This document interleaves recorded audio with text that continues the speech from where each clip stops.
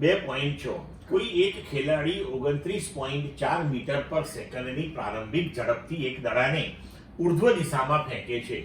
એ દડાની ઉર્ધ્વ દિશાની ગતિ દરમિયાન પ્રવેગની દિશા કઈ હશે?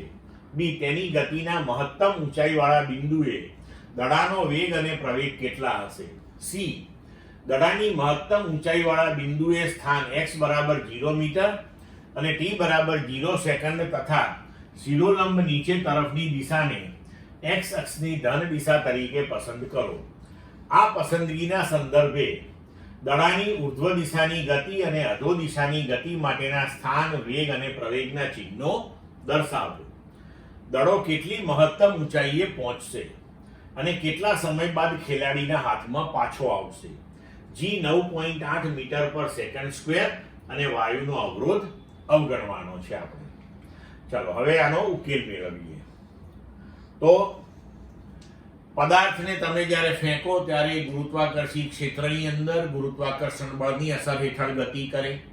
તો કોઈ પણ પદાર્થ જ્યારે ગુરુત્વાકર્ષી ક્ષેત્રમાં ગુરુત્વાકર્ષી બળની અસર હેઠળ હોય ત્યારે તેનો પ્રવેગ એ હંમેશા ગુરુત્વ પ્રવેગ હોય અને એ હંમેશા અધો દિશામાં પૃથ્વીના કેન્દ્ર તરફ જ હોય. બરાબર? એટલે એ જે છે એમાં આપણે લખી શકીએ કે પ્રવેગની દિશા એ અધો દિશામાં હશે.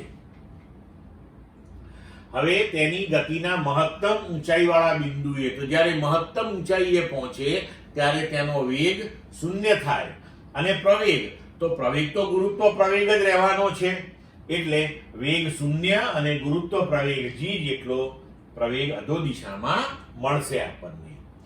હવે આપણે મહત્તમ ઊંચાઈવાળા સ્થાનને x બરાબર 0 અને એને t બરાબર 0 સેકન્ડ લેવાનું અને શિરોલંબ નીચે તરફની દિશાને આપણે x અક્ષની ધન દિશા ગણવાની છે.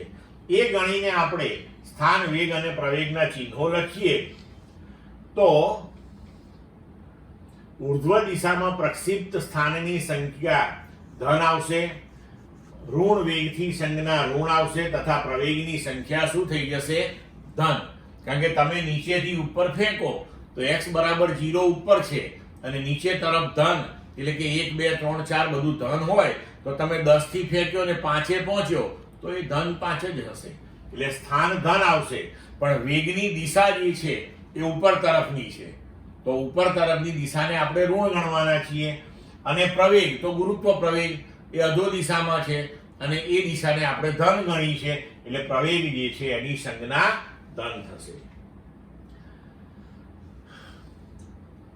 હવે અધો દિશાની ગતિ માટે સ્થાનની સંજ્ઞા ધન, વેગની સંજ્ઞા પણ ધન અને પ્રવેગની સંજ્ઞા પણ ધન થશે.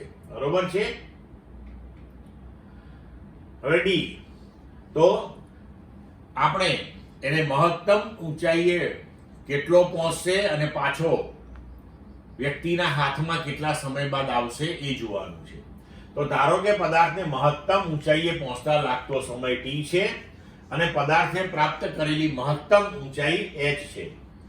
તો પ્રારંભિક વેગ v0 બરાબર 29.4 મીટર પર સેકન્ડ એ ઉર્ધ્વ દિશામાં, એટલે આપણે માઇનસ લીધો, એ આપણે ધન લીધો કારણ કે અધો દિશાને આપણે ધન ગણી, અંતિમ વેગ 0 થઈ જશે.